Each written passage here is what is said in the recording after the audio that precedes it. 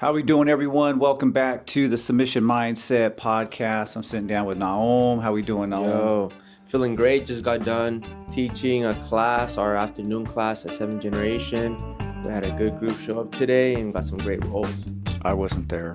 I had to work. This guy. I haven't made one of your working one of your instead Thursday of training.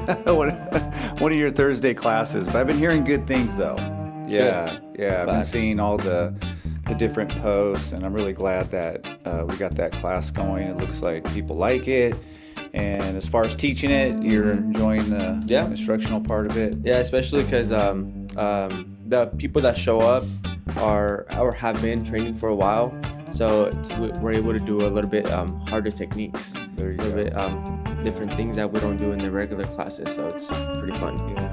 Yeah. It's always nice when you have a group of people that you've been working with for a while, and you kind of know a little bit about their game, and you don't have to teach them like the basic stuff, and you can kind of get a lot done in a short time.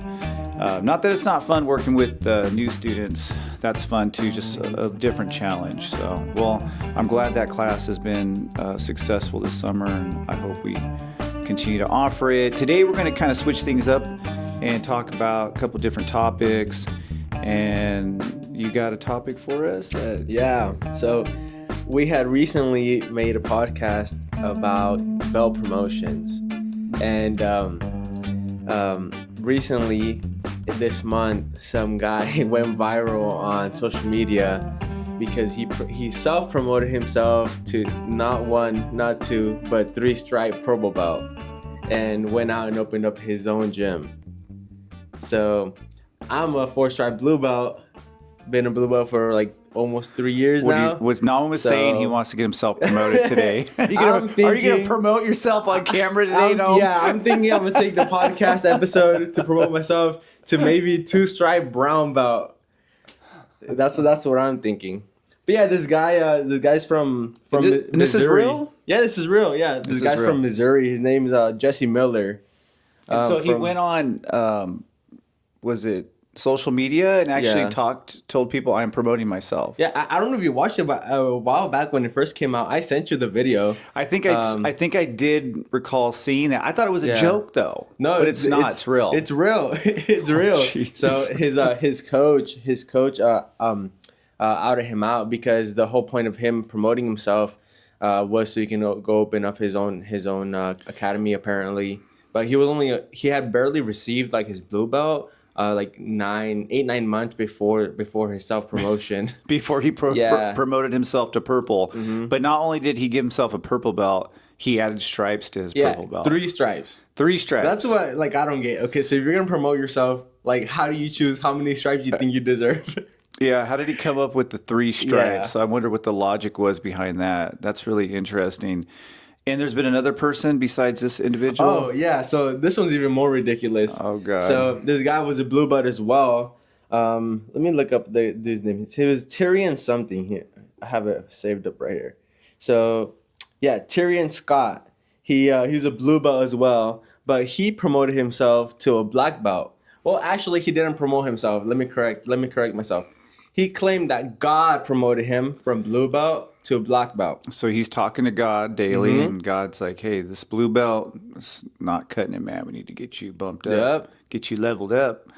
Wow. Yeah. Okay. Well, I mean, it's hard to argue with God, but still, I don't know. What do you think? I think it's wild. I don't know. I've gone home after getting my butt kicked, praying that I level up quick, but God hasn't answered my prayers. I'm still getting my ass kicked. So whatever Tyrion did, I need to hit him up and ask him, Yeah. But and then I guess he I don't know what his religion is, but he has 2 wives, and apparently he promoted them to black belt as well. Like as soon as he promoted. This is the blue that went to black. Yeah, the blue that went to black by the act of God. So he sounds like he's just completely out of his mind, maybe just not quite right. The other guy, the blue to purple, he opened his own gym, and obviously wants to be an entrepreneur, wants to do this. I don't know if he wants to do this for a living. Maybe he's just doing it part-time or whatever. But Yeah, I don't even know what to think of that. I've heard of people going the other way, like getting a blue belt and then just telling their new coach or changing Yeah. gyms and saying, I don't really want to, come into this new gym as a blue. I like to just True. start over. But they talk to the coach about Mm-hmm. it, and the coach, and then they kind of work things out. Like for me, I never have asked anybody to start over. I've had people come in at blue belt, at purple belt, and I just tell them like, yeah, you're good where you're at. Yeah. If your coach promoted you, I have no problems with that. But I have had people want to start over. I typically don't let them. I let Antonio. He wanted to be promoted as a blue belt at our gym and do our test and do all of our curriculum. I let him do that. That was Yeah. fun. That was really cool, and I really appreciated that. But I would never ask anybody to take their belt off, and unless they came in with a karate belt. That's funny. Then I'd be like, nah, you can't wear that in here. That's funny. So back to this guy. So he opened up his new gym. What do you know about his new gym? Nothing. I don't know if he has students or anything like that. Hopefully he does.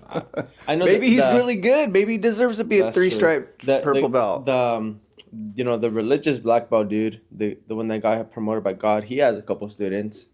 Yeah, so he's doing well for himself. So I might have to convert to whatever religion. Yeah. How long you been a blue belt? 3 years. Yeah. 3 years. Yeah. Yeah. So I recently did the math because I started training in March of 2021. So Okay. So I'm like four and a half years in. March of 2021. Yeah. So yeah, you're about right where you Four and need a to half. be. Yeah. Speaking of blue belt time. I mean, that's really at some schools that could be like the longest time you'll spend at one belt, even if you are consistent at some schools. And I guess this guy probably felt like, man, I'm not going to be one of those forever blue belts. I'm just going to promote Right. myself to purple, And then you add a couple stripes. I'm close to brown. Man, 3-stripe purple belt. He's ready to go. You know how when you opened up your gym, you were already like an IBJJF approved black belt, so you were able to do promotions, right? At that time, I don't know if I was able to promote a black belt. I think at that time I was able to promote up to brown and be approved by IBJJF. And now I Got can it. promote to black Yeah. and do the paperwork. But let's say if this dude, Jesse Miller, he's not, registered through like IBJJF, uh, whatever belt he gives out, they can still like compete at basically every other tournament, right? That's not IBJJF. Probably, yeah. I don't think they would be able to compete at a IBJJF tournament unless they had some coach would have to sign off on it. So, yeah, until you get your membership, because before they didn't have memberships. Yeah. It was just kind of like any other tournament. You just signed up and you went. But then I think they wanted to have it a little bit more controlled and more people were getting their black belt. They just wanted to make sure everything was on the up and up. Makes sense. Yeah. Okay. Can you tell me a little bit about the tradition about the gauntlet? Like for those of you guys don't know, there's like a jiu-jitsu tradition when you receive your new belt. You walk in the center of all your training partners, and they smack you with their belts. Can you tell me a little bit about that? I don't even know where that started. I'm assuming it started in Brazil, but we didn't even do it at Steve's gym. We didn't even do that. I started doing it when I opened up my own gym, and then I stopped doing it because I just felt like it wasn't a very good tradition. Yeah. That's funny. I don't know. I just when I first did it, I thought it was kind of fun, and then I thought, oh, maybe I'll keep this. But the first group of blue belts, like Kill, Spence, and I promoted Bronson the same day. I promoted 2 others. I can't even think of their names. It's been that long, and they no longer train with me. I don't even know if they train anymore. But we all promoted everybody, or I promoted everybody the same day. And I think we hit them with the belts. Yeah, we hit each other. That's funny. We all had them hit each other. I hit them too with the belt as well. Man, at least you had someone Did you get hit? No, I didn't. Did you get hit? But Okay. the whole reason I'm bringing this up was because in the video of the guy that promoted himself to purple belt, he was alone in the gym promoting himself. And did he self-flog? Yeah. Yeah, he walked up and down the mats hitting himself in the back. Dude, that's embarrassing. Yeah, that is so embarrassing. I mean, I guess nowadays anything to get attention. I don't know if there's something we can do for the Submission Mindset podcast, something crazy that would get a million views. If you think of it, I don't know, man. Maybe we should do it, and maybe he's got a bunch of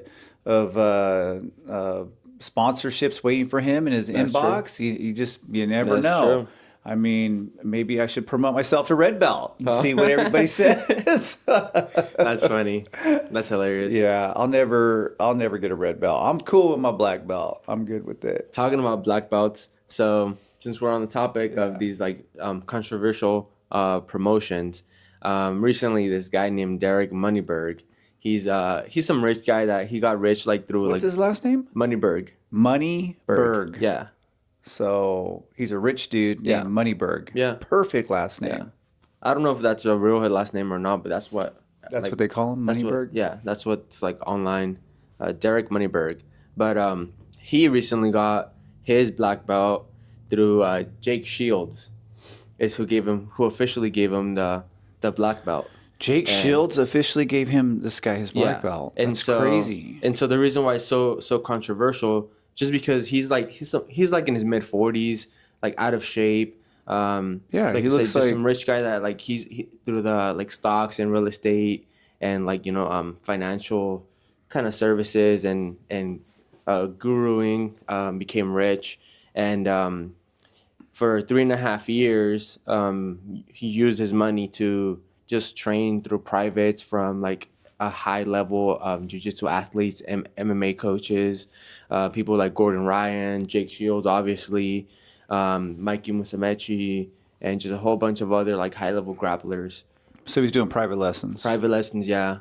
And the reason why it's so controversial is just because it takes years for high level athletes to receive their black belt. And this dude got it in 3.5 years. Well, BJ Penn, he's one of the fastest, and it took him 3.5 years. They call him the prodigy, right? But he became a world champion as a black belt. He literally went into the tournament with the best fighters, and he won. Yep. And this guy, he just doesn't even train at a gym. It's just straight privates. Hasn't competed, hasn't done anything, but apparently to his claim, he's done over 3,000 hours of straight private lessons from elite people, making it equivalent to a decade of work, supposedly, according to them.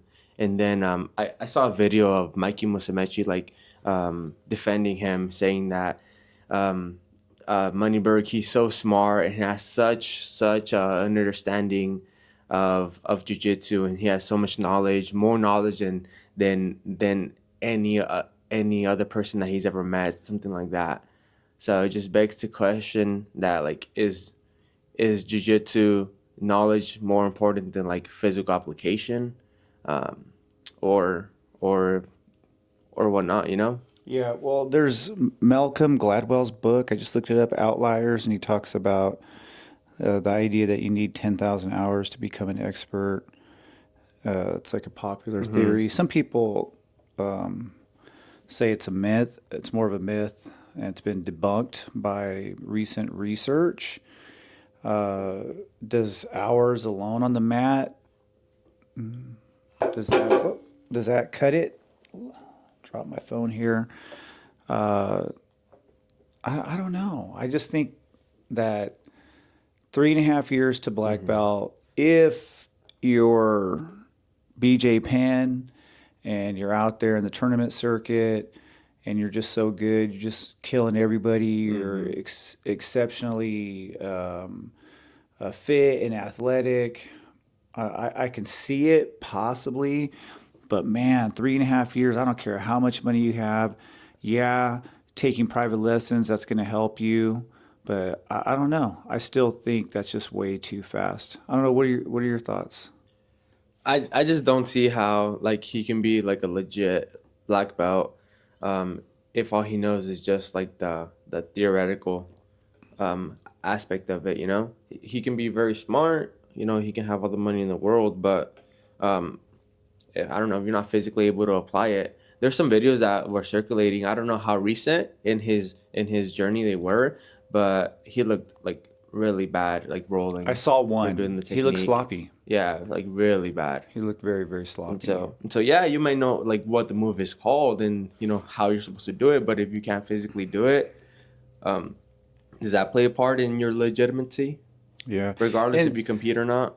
I don't know. It does seem like there's some ego involved as well with this guy. You know, he's wealthy and he has a black belt after 3 years. He spent Mm-hmm. thousands on private lessons with the best jiu-jitsu people in the world. That's fine. That's cool.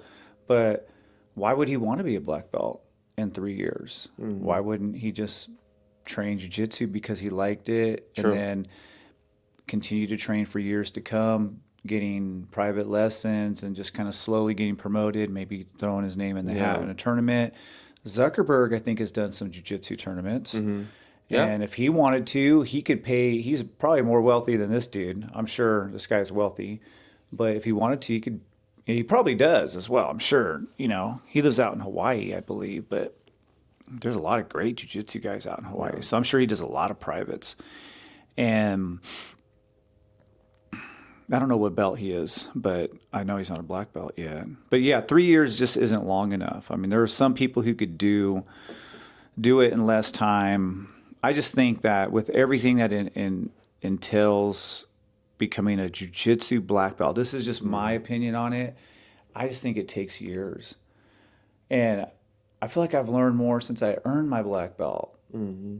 And then jiu-jitsu is evolving and then you have to keep up with the changes. And I'm not even completely, there's just areas of jiu-jitsu where I'm not proficient. I'm willing to admit that. And I'm willing to admit that I don't know, not even close to everything. And there's other coaches that have other little tricks. And Mm-hmm. then there's like your jiu-jitsu coach who has a certain kind of style and they do jiu-jitsu a certain way and they do a technique that is really great for them a certain way and they teach it to you and then you'll take that technique and you'll make it your own if you like Yeah. it. If you sometimes you don't utilize it at all, but if you do, you'll probably make it your own, and you might do it a little bit different than the way your coach did it because it suits maybe your mind and whatnot.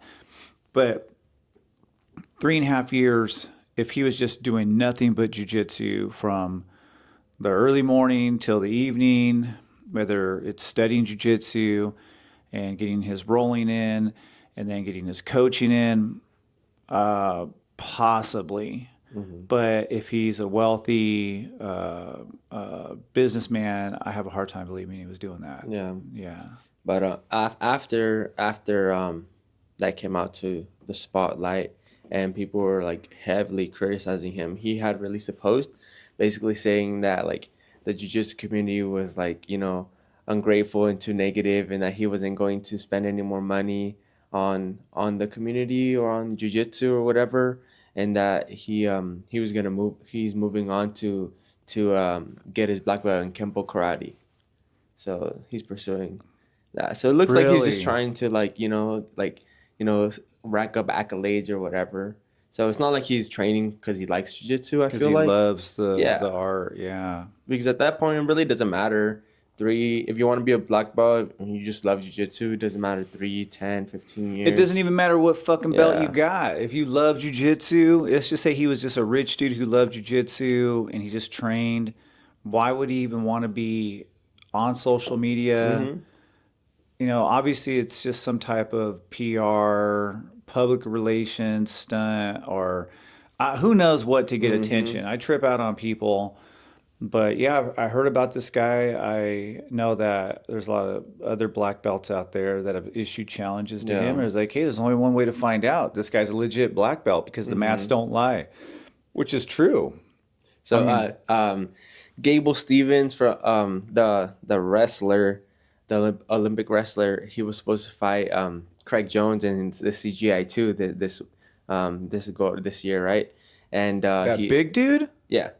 He's that big wrestler, right? And he Yeah. pulled out of the He pulled tournament. out, yeah. I didn't know he was supposed to fight Craig. Yeah, Really? that was like their super fight.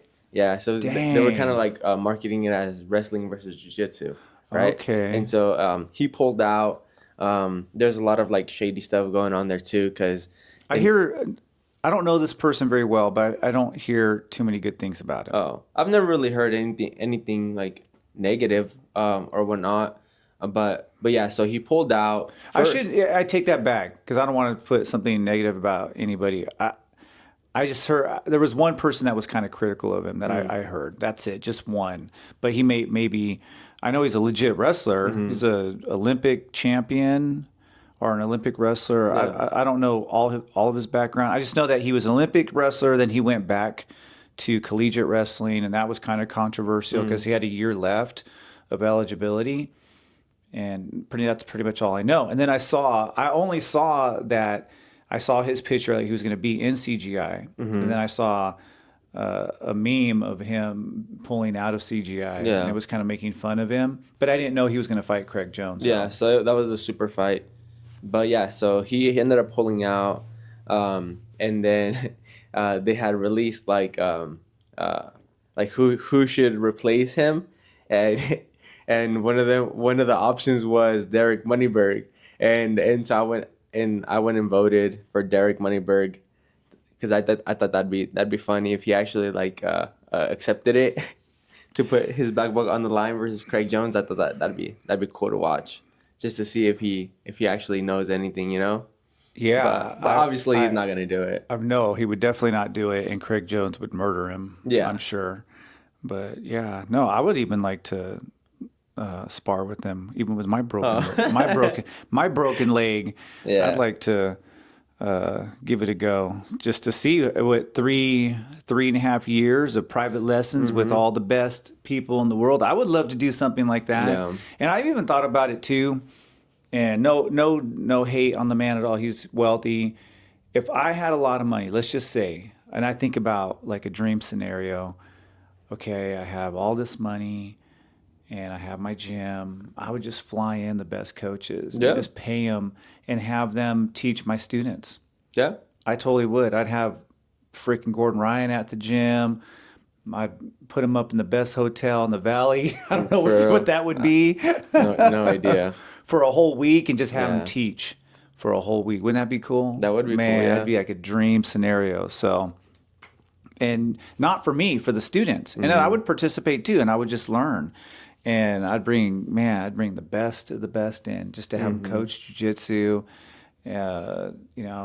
do seminars and just for my students. I never let nobody else come in. Yeah, that'd be cool. Yeah. Man. So Well, yeah, ultimately, whether all those three promotions, I really don't care.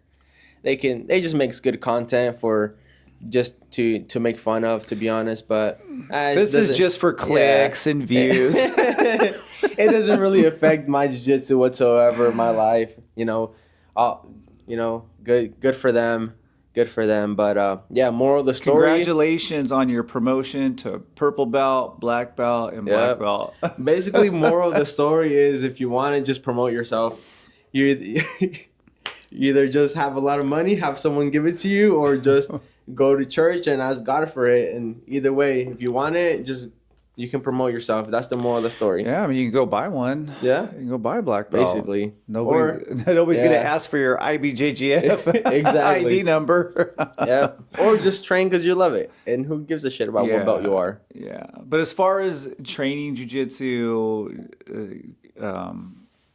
coming back to reality here, yeah, train because you love it. No. Train because you like it. If you train for the belt and you're training for a stripe or whatever, your priorities are a little off. I think they are. I mean, there maybe some people do. I promote maybe a little slower than others, and maybe some people promote a little faster. Maybe we can debate on the techniques of promoting. Is it through a curriculum that you have to be tested on? Is it through time? Is it through your Mm-hmm. coach just observing you? I'll tell a funny story. So related to promotion. So it was promotion day at the very first gym I trained at, and I I don't know if I don't know if I was a blue belt yet. I think I was just a white belt still. Anyway, um, we all lined up after, and it was a seminar, and people are getting promoted, getting Mm-hmm. stripes, and he was done doing all the promotions, and and this guy goes, "Hey, what about me? I didn't get my stripe." This is while we're Dang. lined Yeah. up, and it was Dang. Rodrigo Gracie who was doing the promotions. Dang. Yeah, Rodrigo's a ADCC world champion, really good jiu-jitsu, great jiu-jitsu, matter of fact, and pride fighter. And he What was the what one doing the promotions, but this guy was like complaining that he didn't get a stripe. what did he say? He gave him a Oh stripe. yeah, he did. He did. He gave it to him. Dang. Yeah, we used to call the guy Belt. Make about that's funny. Yeah, so, That's but hilarious. yeah, no, just train because you want to. I mean, you're not always going to get promoted as fast as you want, maybe, or maybe you're going to get promoted faster than you want. Mm-hmm. At the end of the day, what does it matter as long as you love jujitsu? If your coach takes a little longer to get you to the next belt, and maybe you feel like you've done everything necessary, then you go talk to them and just say, Yeah. "Hey, what do I need to do? I'm real, driven kind of person. I just want to know exactly what I need to do to get to the next belt." Just, some people need that to for the motivational Mm-hmm. aspect of it. Personally, I never did. I just trained because I like it. Yeah. And nowadays, what does the black belt really matter to me? It it just means it's time I've spent Mm-hmm. in the art. And yeah, I appreciate all that. When I look at the belt, I'm like, man, I've been doing this for a long time, and that's really cool. All the memories and all the beautiful things that come with jujitsu. But at the end of the day, man, that thing don't matter because I just like to be at the gym and Yeah. roll and have fun and train and teach technique. So, but anyway, speaking of controversial topics, and I know we just covered a couple of them. Let's talk about BJ Penn. It's a little, I wouldn't say so much controversial, just kind of sad, kind of Mm. scary. Um so people are claiming that he has, or that he's suffering from Capgras delusional syndrome, and I'm not very familiar with this, but it's a rare psychiatric disorder that causes a person to believe that a close friend, family member, or spouse has been replaced by an identical imposter. Mm. And he's been arrested for assault. I don't know all the charges, and I don't want to say because I don't want to put out any bad information, especially something this serious. But I know he's been on the internet just talking wild, and apparently, just reading about it, it's a neurological, very rare neurological disorder, and it's from just brain trauma. And all these years that I've been watching mixed martial arts, Mm-hmm. MMA, because that's what drew me to jiu-jitsu. I've been hearing about how safe it is. It's way safer. Yes, they wear 6-ounce gloves, but they're really quick to jump in when somebody's getting beat. Uh, and now you're starting to see the effects of some of these fighters that they Mm-hmm. don't look very good. Some of them are not. They're not speaking very well.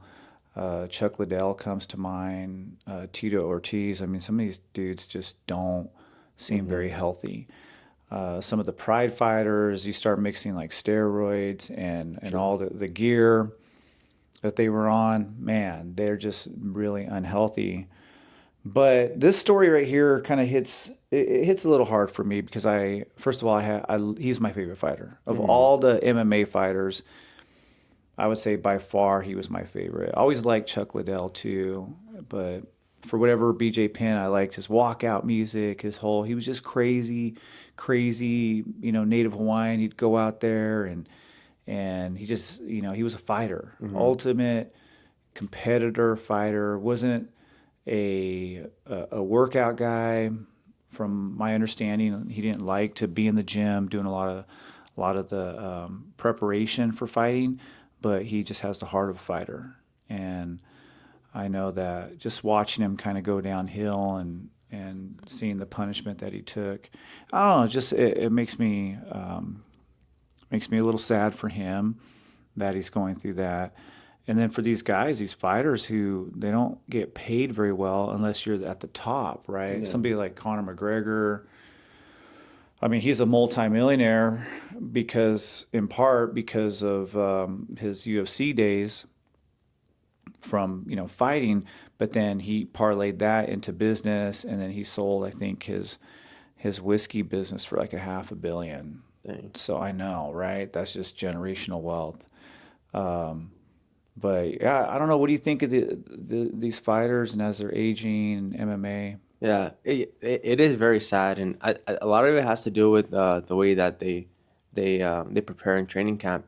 Because I know even with like boxers, like old school boxers, there was a lot of like sparring without headgear and just taking hits, and then now like more like modern ways to train is a lot of people don't even spar heavy anymore. They wear headgear. Tony Ferguson, he didn't even spar at all. Like for a lot of his fight camps, like no sparring whatsoever. So yeah, it definitely begs to question like how much sparring, how like hard sparring is necessary to for like the timing for the fight. But it's kind of it is hard to see, especially if you've watched them be on top of the world and see the decline. But I knew something was off with them when he started wanting to run for the governor of of Hawaii, right? That's what he wanted to do. I don't know. So like and I had watched one of his interviews, and that's when I kind of realized that he wasn't making any sense whatsoever, even when he was doing that. So that's kind of like when I first like noticed that, oh, there has to be something wrong with them. Yeah. And he doesn't look like he's getting help. Hmm. It looks like, he's still just out there talking crazy. Yeah. And you just wonder what's going to happen to somebody like that. How do you even begin? It's such a rare disorder. If he even has that, maybe it's just, yeah, it's something else. I don't know. But yeah, to think that your relatives have been kidnapped and they've been Hmm. replaced, what a crazy, that's a crazy thing. Yeah. That's just really crazy to me. And for it to happen to BJ Penn, he's, relatively young. I don't even think he's in his mid 40s yet. Probably, 42, 43. And, who knows what's going to become of him. And, the man was the best at jiu-jitsu world champion, UFC, I think 2-time world champion. He, fought in, I think K1. I mean, I don't know. It's just, it's crazy the amount of punishment that some of these guys took. And you see some of them like Don Fry and some of the Pride fighters, like some of these guys, they can hardly walk. They can hardly just like physically function. Just something to think about No. for all you MMA fighters out there, people who train to fight. I worry about people like Hill. I worry about him, because he's been hit in the head he's been knocked out how many times, and he did the bare knuckle fight, and I just worry about his well being, his physical, his mental well being. And he jokes sometimes like, "Yeah, I've been hit in the head too many times. Like, my memory's no good," and I'm like, "Dude, stop." you Yeah. know. Sometimes it just takes just one hit. There was this boxer. I didn't look up his name or anything. I don't remember.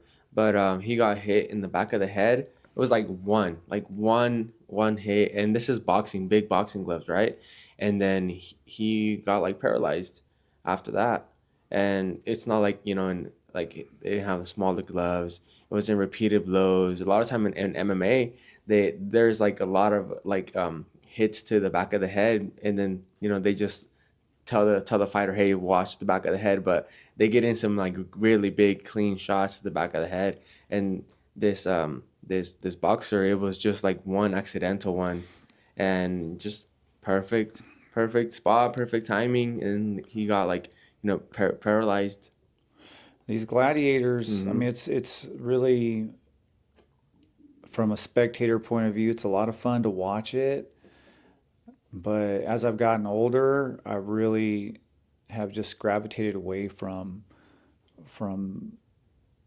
MMA, and I don't even watch really. I grew up watching boxing, and I love boxing, anything martial arts related, fighting in general. Like to fight, love to fight, but I don't Preacher know. Colon. Preacher Colon, that was his name. Yeah. Is he recent? He was Puerto Rican. Let's see when this happened. 2015, I think. Or So relatively speaking, this was recent. yeah, 2015. Yeah, and he's still recovering. It's crazy. Yeah. Well, I mean, you're getting hit in the head. They're, one of the most vital organs is there, Mm-hmm. your brain. It allows you to think and speak, controls your whole body. It probably is a Yeah. pretty important thing to protect. Maybe you don't want to take a lot of shots. That's true. So what about you? Because you did get knocked out in a fight, Mm-hmm. and you didn't feel any repercussions, right? No, okay, so and this actually a good story because it goes hand in hand with promotions. So I had just received my blue belt, guys. I got my blue belt in 11 months. I don't think it was a full year. But then after that, no, sorry. I promoted him too fast. When I did one tournament at a white belt. He took gold. I He took gold. And so I was on top of the world, right? Then I got my blue belt. So I felt unstoppable. After I got my blue belt, I got my blue belt powers, and I was just smashing everyone in the gym. Well, not everyone, obviously not people like Kale at the time, but I was smashing a lot of the people that were giving me a hard time. I was just really confident, and then someone had posted that the 559 fights was looking for grapplers to do their grappling matches in between the MMA fights, and then I had sent it to you. I was like, hey, I'm down. But I'm to do a grappling match, but I'm also down to do an MMA fight. And then you're like, MMA? Let's do it. And then I was like, okay, let's do it. You're making me feel worse. You're making me feel really bad right now. And then so then that next week I came in and talked to you, and we basically set a plan. And I started training for it, right? Still feeling on top of the world, and then I go out and do my MMA fight. And, Didn't they switch your opponent on you though too? Yeah, they switched 3 times. Yeah. So my thing was I want to defend myself here for a minute, just so you guys know. I told Nahum, and I think we have to find the right opponent. Yeah. And I didn't want to fight a wrestler, fight somebody that just you weren't ready to fight. Yeah. And I was watching the fights that unfold that night, and there were a lot of guys. I'm like, man, Nahum would smash this guy. Nahum would be very competitive with this guy. But there were some people I felt like fighters that weren't really good for your style, and you were new to Jiu Jitsu still. And wrestlers, I knew that was like a kryptonite for you, was the wrestling. Yeah. And it's always been the kryptonite for Kale too. And I've always told Kale, we got to work on your wrestling. The first thing is very first Jiu Jitsu fight. I had some wrestlers come in and just destroyed him. Yeah. Some little guys too. And it's like, dude, this is MMA. They're going to take your ass down to the mat. And this is what you have to expect. So I brought some guys in to kind of give him a reality check. Nice. And so from there, he started to improve his wrestling. But that was really the only area where I felt like, man, we really gotta be careful of. And then they switched your opponent. Yeah. So kind of for context, when I was younger, I boxed for a little bit, and boxing has always been very natural for me. Right. But so I was very confident, standing and striking. That was my whole game plan. But yeah, I had 3 opponent switches, so I was gonna fight this smaller dude that was also a wrestler, and then they switched him to the guy that I fought. But what was it, 2 weeks? 2 weeks before the actual fight, apparently he was having trouble making the weight, because he was going up, I believe, or something, I don't know. But I think he was coming in a little too light, which we waited at the same weight because I was under too. But yeah, he was having trouble being on the weight, and so he was trying to find a different opponent.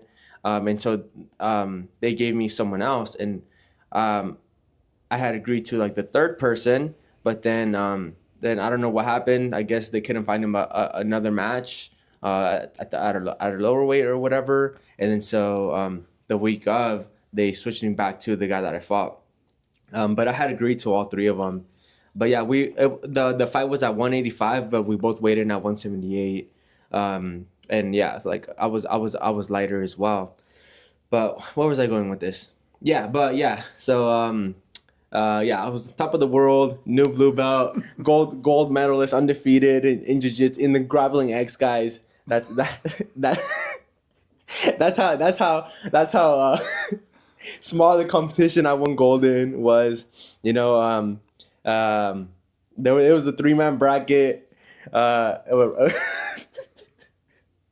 And I was on top of the world, 3-man bracket. I fought the same guy twice because so you stepped it up to 559 fights. Was it 559 fights? Yeah, it was 559 fights. And then so we start, and you know, like I said, you know, I wanted to keep it on the feet and just bang. And he shot in probably like in 30 seconds. Fast. And it was like a blast double, couldn't sprawl. I ended up on the ground. And then turns out this guy was also a purple belt jiu-jitsu fighter, which I mean, I didn't know. But yeah, purple belt. So he was able to control me good on the ground. And then he ended up getting him out and then just hitting me with some good shots, and I got knocked out. All I remember is like when he shot in, like in my thoughts, I was like, oh, here we go. Let's try to fight out of this. And then I get knocked out, and then when I come back to consciousness, I'm like sitting down, and like my nose is like dripping with blood, and I was like, ah, fuck, I lost. and and then I just get up, and you know, you guys are walking me out, and I'm just all sad. I was like, damn. Man, I was fucking heartbroken. But man. That fight was not. That was like one of the worst nights. Just so you know, like of all the like, when people ever ask me like one of the worst parts of doing what I do, if there is a worst part of it, it's that. It's the MMA stuff that I've done, the coaching I've done, and seeing like Kel lose and being there and watching. I mean, I was so upset, and I was pissed about the guy that put you, because I was like, that guy was not the right fight for you. I just knew it, and I was mad.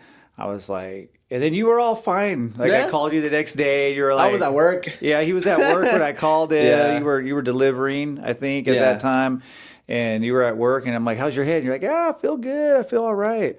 But could you imagine taking punishment like that, just like for years on end? What? Yeah. Well, yeah, for years on end, for sure. It would have a big impact. You know, once getting knocked out. And that was once, how many years ago when you had this fight? Probably like 3 years ago. So you were like young. I mean, really. You're still young now. You're 27 years old. Yeah, I was like 24. You're like 24. Yeah. So you're, man, super young. Yeah. So you could bounce back. I had just turned 24. It was like the day after my birthday. Yeah, I had just turned 24. Yeah, it's crazy, man. That was a crazy. But but in terms of like any concussion, like symptoms or anything like that, I didn't really feel anything afterwards or like at all. And I took my time to go to bed too, because I know you're not supposed to go to sleep and whatnot. So like that night I just stayed up extra just to make sure I didn't feel bad. But no, like if anything, so I went like 3 days later to get myself checked out, and like my nose actually cracked, like it was like a clean crack, like right here on my you had ridge. A fracture on your nose? Yeah, and so. But like it was fine, because like there was no deviation or anything like that. Like my nose didn't end up crooked, but it was like a crack. It was a crack, and so you literally got cracked. Yeah, literally. But the thing is, like, it's really nothing to laugh about. But but so I was fine. Like to this day, like it wasn't as bad as you think. It looks way worse than like what I actually felt, right? But I remember like my face didn't even hurt. My nose, even though it was broken, it didn't hurt. What hurt the most was my toe. Because when I was like trying to like get out of from the bottom, my toe got caught in one of the little the holes from the fence, and I hurt my toe, and so that's what was painful. Do you remember that? Or did you see it on the? No, I saw it. I was just like, why the hell is my toe hurting so much? Right? Like that's what was painful. Like not even my broken nose Was it the or good toe or the bad toe? no, it was a bad one. So I've been fucking this one up. The one Because he I injured got his turf toe. He toe. has something Yeah, with toe injuries. He was rolling with Chava. Chava did a flip and your toe got caught. Right, yeah, bent his toe back. Pretty severe. yeah. That I was a bad toe injury. yeah. I'm shocked that it didn't actually break. Yeah, it still gives me trouble. So it's always like sore and it's always like achy, but yeah, it's not as bad as it was. Like those first 2 weeks was rough. Yeah. But so I didn't feel anything afterwards. Once I regained consciousness, I was fine. I was fine. Regardless, it was a great experience, and Yeah, I mean, you've been in the ring. You yeah, fought. You didn't get the outcome that you wanted. We don't always get the outcome that we wanted. I would love to um, have, you know, got you the right opponent. yeah, And I told, Kale, you know, after a certain point in time, like, dude, we got to get you better yeah, opponents, man, because there's some good fights that, I think are better suited for people's style. And these promotions, they don't give a shit yeah. about their fighters. So That's just my view of yeah, it. I don't know. People could think what they want, but I don't think these promotions, they care about making sure that they got people who are buying the hmm tickets, that people are buying their merch or whatever it is, and that they have people who fight are yeah. willing to fight. So I was telling Noah because Noah has the aspirations of being an MMA fighter, right? And I was telling him because I personally would want to fight again. Like that's a goal in the future. I want to fight again, right? But I have to be smart, and there's no point of me like signing on for another fight now because I don't have the resources for an actual MMA camp or MMA training. At the gym, we just do strictly jiu-jitsu. It's mainly just like hobbyists that just love to train jiu-jitsu. So it's no one out there that's trying to make MMA a living, especially.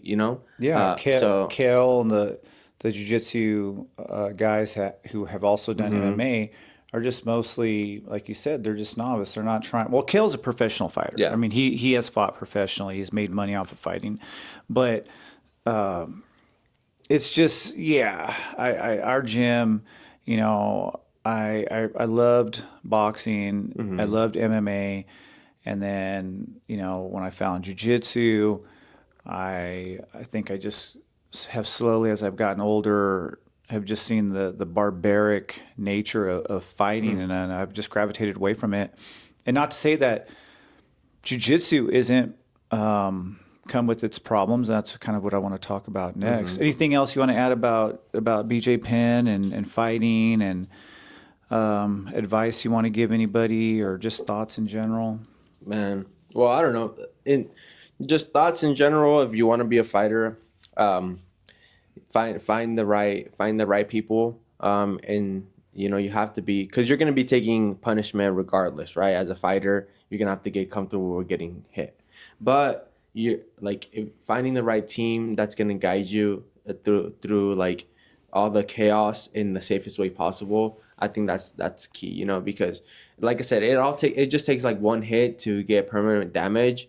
And if you're like training in a gym that they don't really care about the fighters and they're just going like hard sparring like every single day, then you're probably not gonna have like the longevity. So you kind of have to find a team that has a good like pathway to like recovery and things like that, so that way you can fight as long as you can. Do you think people can become good fighters without the sparring, without the intense sparring? Can you become a great fighter? Oh yeah, I think so. Because especially in MMA, I mean, look, Khamzat Chimaev and all the Dagestani wrestlers and things like that. Yeah, uh, they spar or whatnot, but a lot of them say that when they spar, it's not like heavy sparring. It's more like just like touch sparring and precision, just for the timing. But their whole game is for them to not take a punishment. So it's like heavy wrestling. is just taking the opponent That's down, true. exchanging just for the takedowns, to be able to close the distance and then take him down, controlling. So yeah, there's world champions that. I mean, the Khamzat Chimaev in this past fight for the championship belt with DDP, he took him down in literally every single round, 5-round fight. Took him down every single round in the first couple seconds of the round, and just controlled him, devastated him in the ground, and he literally took no damage throughout the whole fight. So if It's you could, kind of the Gracie way too. That's kind of the Gracie self-defense system. If you can take your opponent down, take him down. If you can't, then just being defensive, right? mm-hmm. Not getting knocked out, not getting submitted, not taking damage. Yeah. And I do like that. I know that I've heard some coaches say, "Oh no, you have to spar. There's just no way around, getting your rounds in." But I think probably it depends on the fighter. For me, I'm sure some fighters probably need it. Yeah, They just true. need to get hit in the head maybe a little bit, and there's probably some fighters that can take maybe a little bit more punishment. Everybody's genetics are different, Yeah. so. But I don't know. Head trauma, it's real, and you're seeing the damage that people are doing to their bodies. And that brings us to our next topic, which is an Instagram post that I saw, and I guess in a recent interview, Eddie Bravo from 10th Planet Jiu Jitsu, inventor of the rubber guard, ADCC veteran, tapped out Hoist Gracie as a brown belt, relatively unknown, right? Just broke onto the scene and has really been a big, I don't know what you would call it, I guess icon in the jiu-jitsu world, American black belt, conspiracy theorist, weed smoker. I mean, a very interesting person. Yeah. He was saying in this interview that he's not rolling as much and his days of rolling are numbered. He's 55, and he said it's because of injuries. And, of course, I've been injured for the last year. I read the post, and it kind of depressed me because I was just like, because I've been dealing with this disc extrusion. I herniated a disc over a year ago. It's probably been, I don't know when I herniated the disc, but it started pushing up against the nerve and it caused some nerve damage. And I've been dealing with that. It's getting better, but I think about it every day, like, man, wanting to get back on the mat and be able to train and be able to get back to doing some of the things I did previously. But then I wonder sometimes, like, I don't know if that's going to happen. And if I do go back to training like I trained before, it's going to have to be a lot different. I won't be able to train as hard as I used to. And I was starting to back off anyway, but I was reading through some of the comments on it, and people were saying, well, I've been training for X amount of years, and I'm fine. I feel good. But I think about somebody like Eddie Bravo. He's a gym owner. Mm-hmm. He was a competitor. He probably trains more than anybody. That's true. And his rubber guard style and his size, he's probably been smashed, and he's probably been compressed in ways that the human body shouldn't be compressed. So I'm sure his body has taken a serious toll. And he's not just like some novice who comes in and trains 2-3 days a week. This guy is training day after day after day, hours and hours and hours put on the mat. And anyway, so there is that question that keeps coming up is like, how healthy long term is jiu-jitsu? So I know you're a youngster, and you obviously recover a lot faster, but as you get older, you're going to have to switch things up. And I look at jiu-jitsu a lot differently than I looked at it before. And then seeing what's going on with some of these other MMA fighters. And of course, these guys are doing MMA. It's a little different than jiu-jitsu, but a lot of them were wrestlers and they kind of transition. So who knows if it's also from the years of hard wrestling.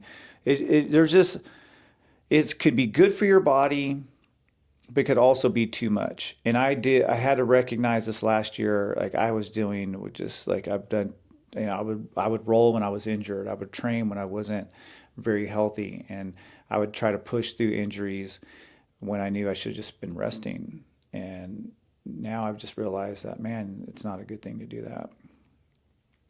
Yeah, man. I mean, I'm young, but I see some of these like newer styles and it's just so taxing on the body. Like you have to be so, especially like the rubber guard and everything. A lot of the styles that 10th Planet has developed is just so physically demanding, and so I can see why it's been a big tax on his body. I mean, we've been working on that stack, and what was it for like the past like 2 days, and then I've been your uki for that. And this past time, when you were just demonstrating it multiple times, my neck woke up very sore, and that's just from you like just demonstrating the technique. It's not even like you were smashing me hard like during a roll.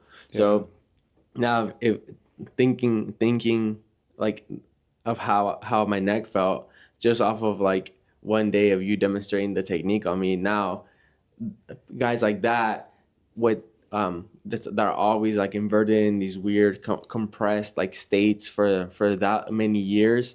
Yeah, I don't, it's not hard to believe that he's taking a step down from rolling, because they does put a lot of physical demand on your body. And 55 years old, been training for over Mm-hmm. 30 years, something like that. That's crazy. It's a Yeah. lot of wear and tear. It's a lot. And then, of course, the way he trains too, probably every single day. And yeah. Anyway, so something to think about for Mm-hmm. for people who are starting jujitsu later. Just kind of accept where you're at physically.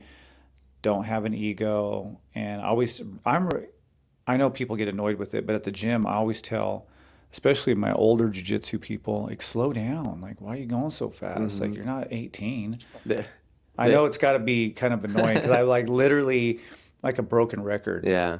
A lot of people make fun of heavyweights because all they do is side control Americana, right? And it's like a meme that goes around, that heavyweights all they do is like side control and Americana. But it seems that's the way to go. That's the way to Man, go. I tell all the big fat guys, I'm like, I wish I was you. Yeah. I wish I was you because I would just lay on my back and defend Mm-hmm. and enjoy jujitsu and move when I wanted to move. And then when I had top position and pass guard, I would just use my body Mm-hmm. weight. And then, yeah, just look for Americanas. Yeah. So if you're an older grappler, it looks like that style shit is a good one to keep you training for a long time. Just get to side control and Americana. No need to do it. All Yeah. the extra BS. I've tried being a fat guy. It just, man, I don't like carrying the extra weight. Anyway, yeah, so you got to train wisely, definitely. I'm beginning to question some of this stuff too. Even the head trauma as well. There's a Gracie, I can't remember her name, but she is part of the family. She's Brazilian and she studies CTE. And she Mm, says that even with jujitsu and judo, that people have to be careful because your brain is being, you know, jarred a little bit, mm-hmm, right? Which is why I don't allow myself to get thrown anymore. mm-hmm. Partly because just my body, I just don't want to risk the injury. Yeah. But at some point in time, I said, no, I'm not getting thrown. But I remember we used to just throw each other and just like, man, a few times, like I remember hitting the mat, jarring the back of my head. I And, wake up seeing you stars. know, You get I'd be a up little seeing stars. dizzy. Yeah. I'd get up a little like, oh man, you know, that's basically being concussed Mm-hmm. and slight concussed, but still doing that repeatedly over and over and over again. So at some point in time, I was just like, yeah, I'm good with judo. And even at the gym, you've noticed that I backed away from doing like the big Mm-hmm. throws, the hip throws, where we're just really tossing each other over. And I'm doing more like ankle picks and knee picks Mm-hmm. and single legs and just more, I think, safer type of techniques as opposed to the twisting and, you know, just I think it just I was watching somebody a video. Sometimes these messed up videos come up, but there were some guys doing stand up, and this guy he tried to do I can't think of the judo name, but he tried to trip him by stepping his leg over, and the guy I don't know, his leg was a certain way, but anyway, his leg just snapped, man. You could hear the pop. It was just ugly. And yeah, and I just, I mean, once you hurt your knee like that, you tear a ligament, it's never really the same. No. It's never the same. You're going to recover, but if you're older and you get an injury, and man, that could be it for you. True. That could be it. So train smart, be wise, train for longevity, and check your ego at the door. If you're 18, 19, and you're flexible, you can be plowed. You can be stacked on the back of your neck. If you're Mel, because Mel can't. Yeah. Mel is like on Mondays, like, I can't be stacked like that. And so what I always tell people, if somebody tries to stack you, just let them pass. Let them pass. Let them pass guard. But yeah, so Eddie Bravo, much respect to you. I'm not a fan of your conspiracy theories, or I don't smoke weed or anything like that. But respect to him, all that he's given to the game of jiu-jitsu, and I hope he's able to roll, when he wants to, and be able to give back, because he's given so much to jiu-jitsu and also MMA as well. I've never been a rubber guard guy because I don't have the flexibility for it. But definitely, respect all of his guys that he's trained all those years. And I hope that, he's able to do whatever he wants to do while, he hits the mats. Yeah, definitely agreed. Yeah. So anyway, that's what we got for you today. Anything you want to add to the show? No, not really. Just, I think I'm going to go home and go online, shop for like a brown belt maybe. Yeah. Some tape, some promotion tape, maybe 2-3 stripe brown belt. Yeah, maybe 2. I think 3 is a little bit too much. Well, if you do that, just so you know, don't come to me with the IBJJF paperwork. Just kidding. Sign off. Yeah. Coach, can you sign off on my promotion? That's funny. Anyway, this has been the Submission Mindset Podcast. Go ahead and share your social media so that way we can... Yeah, reach out to us on Instagram, Submission Mindset. Also on TikTok, same thing, Submission Mindset, or my personal STC_Nahum for Instagram and STC Nahum on TikTok. Reach out to us for any questions regarding techniques, topics, conspiracies. Conspiracy theories, yeah. If you got any good conspiracy theories you'd like us to research and talk about, I'm totally down to do some conspiracy theories. Yeah, that'd be We'll fun. do a conspiracy theory episode. Especially because he hates them, so I'll hate on all the conspiracy theorists and all the fraudulent podcasters out there, all those wannabe alpha males that I've been hating on lately. Dude, I need to show you some guy that's really ridiculous, that he thinks he's like he's very feared when he walks into a room, and he just looks like a schmuck. I need to show you. Oh, man, that could be a number of people I can name right off the top of my head right now. Yeah, you're not wrong. Oh boy. And you can also follow the gym, 7th Generation Jiu-Jitsu, at 7th Gen BJJ. That's our handle on Instagram. The gym doesn't have a TikTok. Maybe I should start a gym TikTok, or you can check out our website as well. You can find our website on our Instagram. Yep. And enjoying doing the show. This is our studio. We're still working on it. It's getting closer and closer. We're kind of testing out some lights here. We're going to work on the lighting and eventually upgrade our audio. Man, we're on our way up. We got our Apache skateboards, Douglas Miles special right there. We got a little bit of artwork. And so hopefully the studio will continue to come into its own. Yeah. Just don't upgrade your co-host. No. I don't know. You might be like, Coach, you're fired. I'm subbing Kill in, maybe. We definitely have to get Kale on the show. There's a bunch of people I've been talking to, so that is coming. We're going to eventually have our first guest. I was supposed to bring the equipment to the gym and maybe do something, and my work schedule has gotten in the way from a lot of stuff that I've wanted to do. So we're gonna continue to upgrade the podcast and try to bring you the best episodes, best topics. But yeah, if you have something you want us to talk about, whether it's belt promotions, conspiracy theories, just let us know. And, we'll give it our best shot. Yep. All right, y'all. Till next time. Stay rolling. Later.